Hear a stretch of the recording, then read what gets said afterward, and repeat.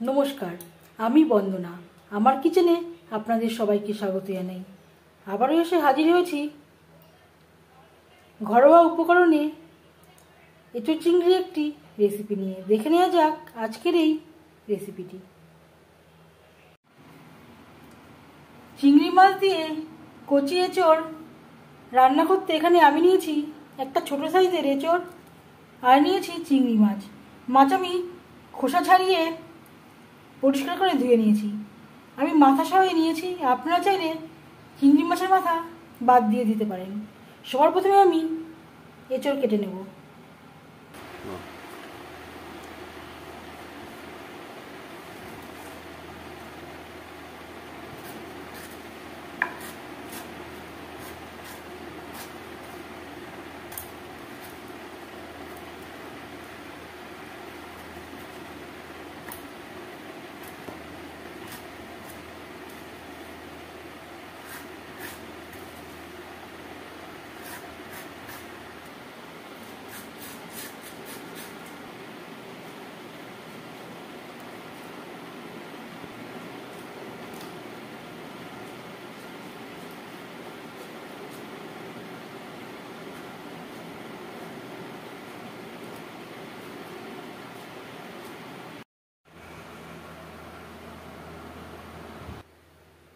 তিন চারবার জল পাল্টে পাল্টে পরিষ্কার করে ধুয়ে নিয়েছি।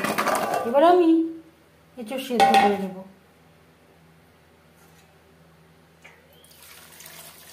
%70 মতো কুক করে নেব।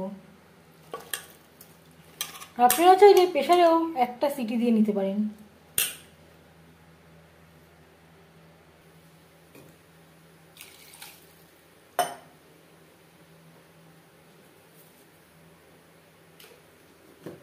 পরিমাণ মতো লবণ, খুবই সামান্য পরিমাণে হলুদের গুঁড়ো,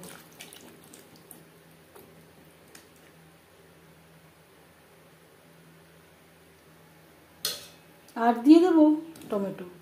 আমার এতগুলো লাগবে না, এখানে আমি অর্ধেকটা মতো ব্যবহার করব। এতে টমেটো একটু নরম হয়ে যাবে।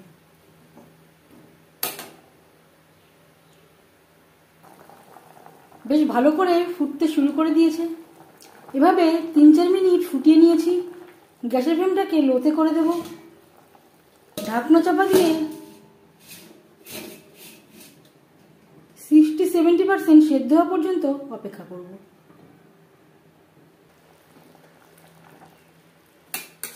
এঁচোড় প্রায় 60% সেদ্ধ হয়ে গেছে। গ্যাসের ফ্লেমটা বন্ধ করে দিলাম।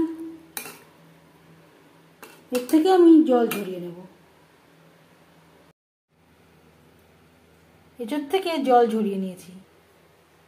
2 চামচ সরষের তেল গরম করে নিয়েছি। গ্যাসের ফ্লেমটাকে রেখেছি একেবারে লোতে।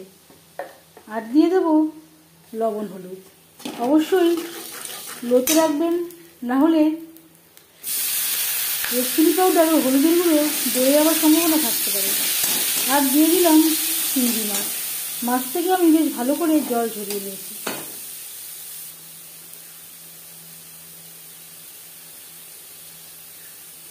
দিয়ে দেব স্বাদ মতো লবণ। 4-5 মিনিট হাই টু মিডিয়াম ফ্লেমে মাছ ভেজে নেব। 4-5 মিনিট মাছ ভেজে নিয়েছি। এর থেকে বেশি ভাজবার প্রয়োজন নেই। চিংড়ি মাছ যদি খুব বেশি অনেকটা সময় ধরে ভাজা হয়, শক্ত হয়ে যায়।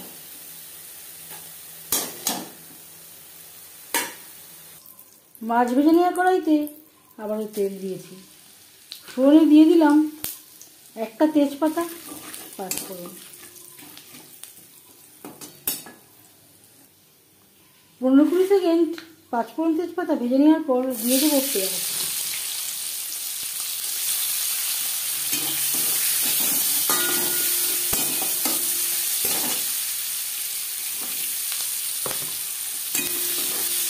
এখানে আমি বড় সাইজের 2টো পেঁয়াজ কুচি করে অ্যাড করলাম। পেঁয়াজ হালকা করে ভেজে নেব। পেঁয়াজ হালকা করে ভেজে নেওয়া হয়ে গেছে। এই পর্যায়ে দিয়ে দেব আদা কাঁচা লঙ্কার পেস্ট, আর লাগছে পেঁয়াজ রসুন ও একটা টমেটো আমি বেটে নিয়েছি। পেঁয়াজের সাথে মশলা বেশ ভালো করে মিক্স করে দেব। আর লাগছে টমেটো, এখানে আমি 3টে টমেটো, যেই টমেটোগুলো আমি এঁচড়ের সাথে সেদ্ধ করে নিয়েছিলাম, একটু নরম করে নিয়েছিলাম।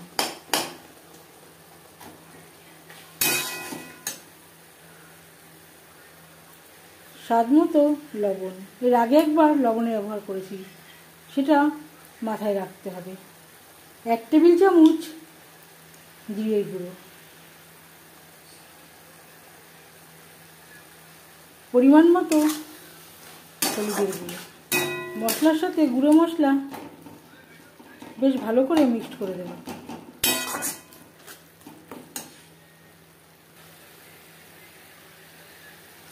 মশলা ধোয়া জল, যাতে পুরো মশলাটাই অ্যাড করতে পারি।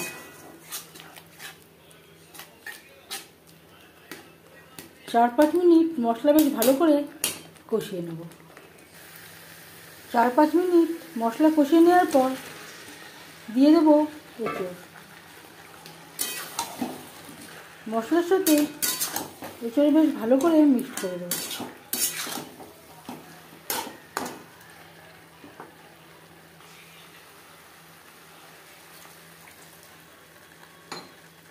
মশলার সাথে এঁচড় কষাবার সুবিধার জন্য দিয়ে দিলাম সামান্য পরিমাণে জল,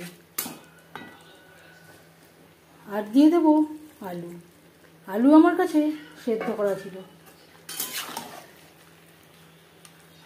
আপনারা চাইলে সেদ্ধ না করেও এঁচড় রান্না করতে পারেন।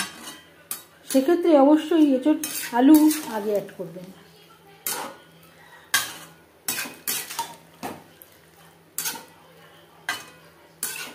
চার 5 মিনিট রান্না করে নেব।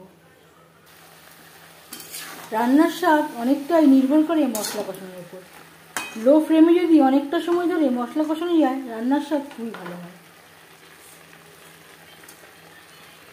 আলু এঁচড় বেশ ভালো করে কষিয়ে নেওয়ার পর দিয়ে দিলাম চিংড়ি মাছ। চিংড়ি মাছ বেশ ভালো করে মিক্স করে দেব। 1-2 মিনিট নাড়াচাড়া করে নেওয়ার পর দিয়ে দেব জল। জল কতটা অ্যাড করবেন সেটা সম্পূর্ণ নির্ভর করছে আপনার উপর। এখানে আমি একটু গা মাখা মাখা গ্রেভি রাখবো। 3-4 মিনিট রান্না করব। আলু সেদ্ধ করা, এঁচড় মশলা কষানোর সময়ই প্রায় সেদ্ধ হয়ে গেছে।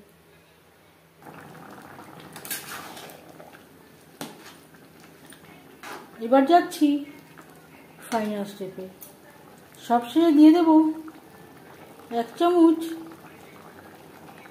গরম মশলা পাউডার। আমি আর ঘির ব্যবহার করছি না, আপনারা চাইলে ঘির ব্যবহারও করতে পারেন। যদি আপনারা অনুষ্ঠান বাড়ির স্টাইলে বানাতে চান, অবশ্যই ঘির ব্যবহার করবেন। স্বাদ অনুযায়ী চিনি ব্যবহারও করতে পারেন। 1-2 মিনিট নাড়াচাড়া করে নেওয়ার পর গ্যাসের ফ্লেমটা বন্ধ করে দেব।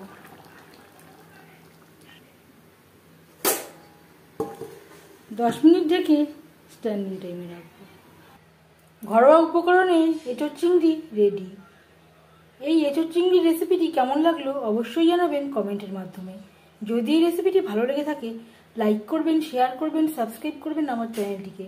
বেল আইকনটা প্রেস করে দেবেন। যখন আমি নতুন ভিডিও আপলোড করব, তার নোটিফিকেশান সবার আগে আপনার কাছে পৌঁছে যাবে। আপনারা সবাই অনেক অনেক ভালো থাকবেন। এই ভিডিওটি দেখার জন্য ধন্যবাদ।